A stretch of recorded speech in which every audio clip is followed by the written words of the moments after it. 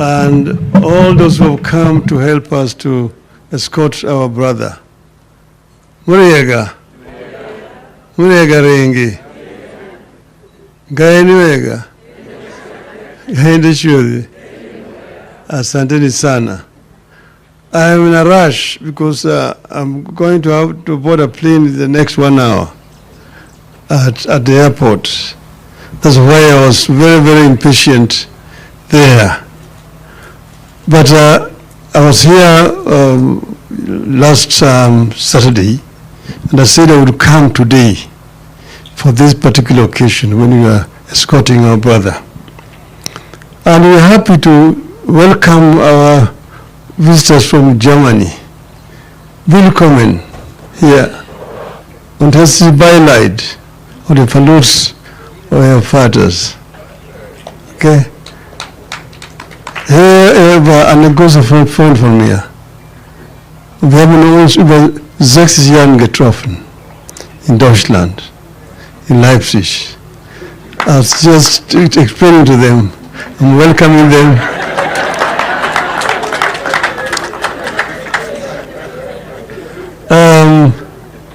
It is now, I was just calculating, and I found it is exactly 61 years ago when we first met with my brother here.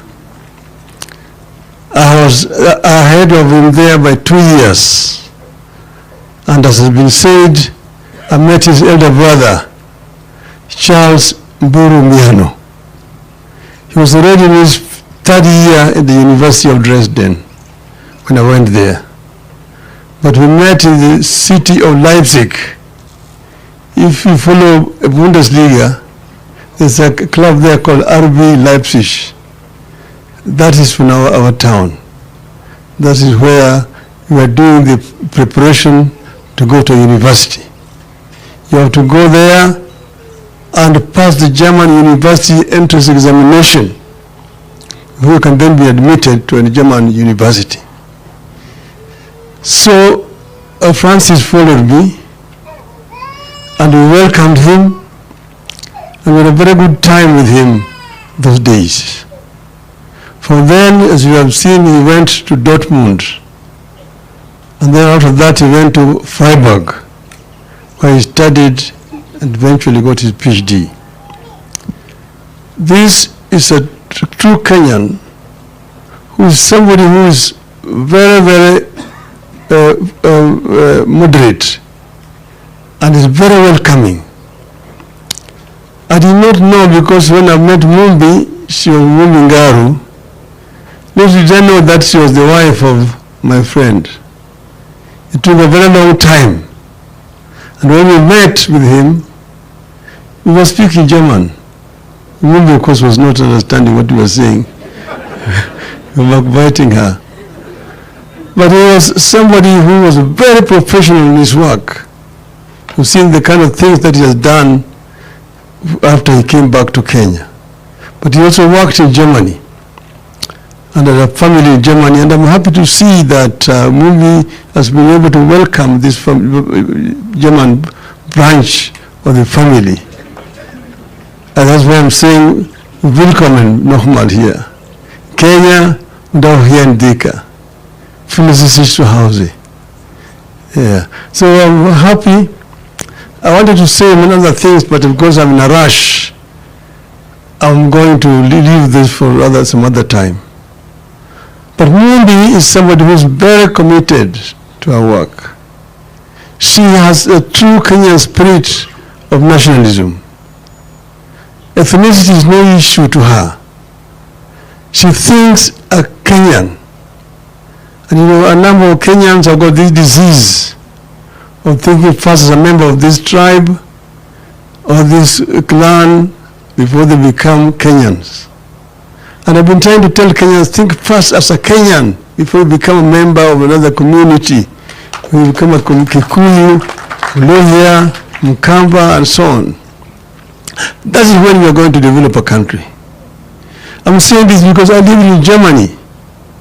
Germany was a country that was very divided. They had different kingdoms which are basically ethnic. Bavaria Bayan, that's where Munich is. That's a tribe. Prussians, that's where Berlin is, called Preußen. It was another kingdom. Saxony, where Leipzig is, it's another kingdom. Hessen, where Frankfurt is another kingdom. Then Rhineland, where Cologne is another kingdom. Then Hansa, Hamburg, those areas. Limburg and so on and so forth. And for 33 years one time they were fighting against each other. The war is called, in German history, 33-jähriger Bürgerkrieg. It is only a prince of Prussia called Otto von Bismarck who came out with his centurions, physically forcefully united these different nationalities and created one united Germany, and said that if you don't work hard, the English and the French are going to look down upon you like second-class Europeans. So introduced what is known as Iron Rule in Germany. You work or you are disciplined.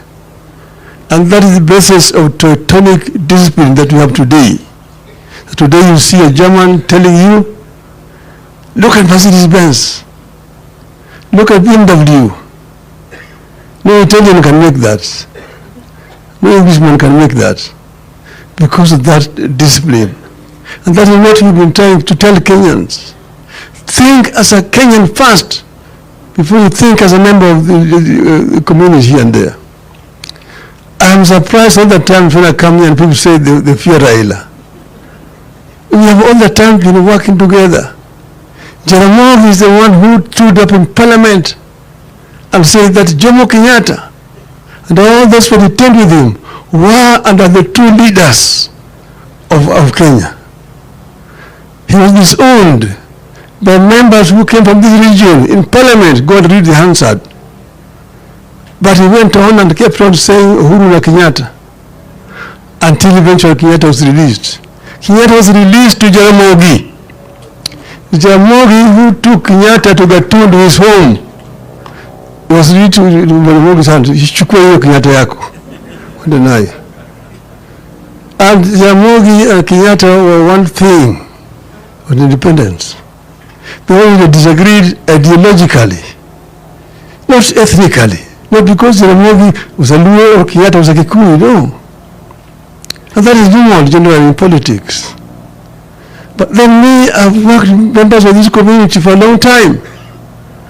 How we started with Kenneth Matiba, Kenya Football League, and organized soccer in this country, that Kenya became #1 in the whole of this region.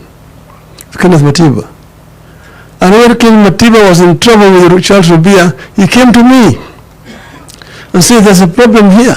If you want to arrest us, only Jaramogi can save us. Arrange for us to meet Jaramogi. And arrange a meeting with Jaramogi, Matiba and Rubia. And we talked there about how we can fight to change Section 2A and bring back multipartyism. And that's when we met after that meeting, we organized a Kamkunji. Matiba, Rubia, and yours truly were arrested and detained together. Where Rubia ended up being very sick, Matiba got a stroke, and so on and so forth. But we had worked together. We came out back here, we started a Ford. Kenya, Ford. Later on they came and split it into Ford Kenya and Ford Asili. But we had to work together with those people.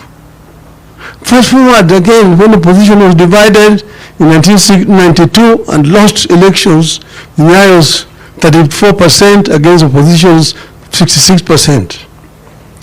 97, we were not able to unite. We were defeated. 2002, when the opposition was divided again, I said Kibaki tosha,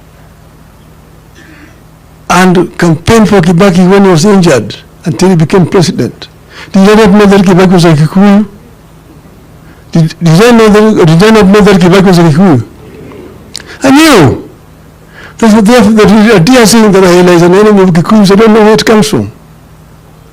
We only disagreed with Kibaki when people around him decided not to implement the constitution that we had agreed on, the basis of. So people talking about ethnicity are talking cheap politics, which really have no roots here. But today we are all escorting our brother, and but I want us to be united as a people. Kenya is much more important than any one of us. If Kenya burns, we have no country. We've seen around us, Somalia, from 1991 up to today, is in turmoil. Look at South Sudan. Look at DRC. Look at Ethiopia. And some other countries around us here.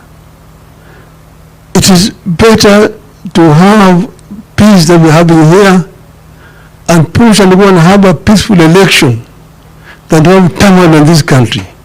Because when it disrupts, you won't know the end.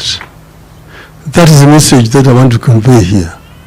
And finally, I want to say that Parliament must not try to change the Constitution because of narrow ends. The Constitution that we brought here brought devolution. Devolution need to be defended. Today there's a Gazette notice. They are saying that they want to amend the Constitution in order to legalize this CDF national government. What does national government have to do in the counties? In counties, we have counties which have got executive powers to implement. Let the national government let go of resources to the counties and provide for the Constitution. Health is devolved, provide the fund down there. Roads also is devolved. You don't need Kura and Kera. Have only Kenha for the national government, dealing with international highways, national trunk roads, and feeder roads, and leave all the other roads in the regions to counties and send the money down there. Why should you be building markets for counties? Let counties build a market themselves. How about affordable housing? Let counties build affordable housing. Then you will not be talking about 15%. You will talk about 35 to 40% devolved funds. Then you can blame the governors if they're not working. But you cannot blame Governor Sakaja for roads in Nairobi which are not under his jurisdiction. Most of the roads in Nairobi are not county government roads. They are all Kura and Kera roads. What is Kera doing outside Nairobi as a city, the capital of the country? So let devolution work in the honor of Dr. Garu. We want to end by saying, may the Lord rest his soul in eternal peace. Thank you very much.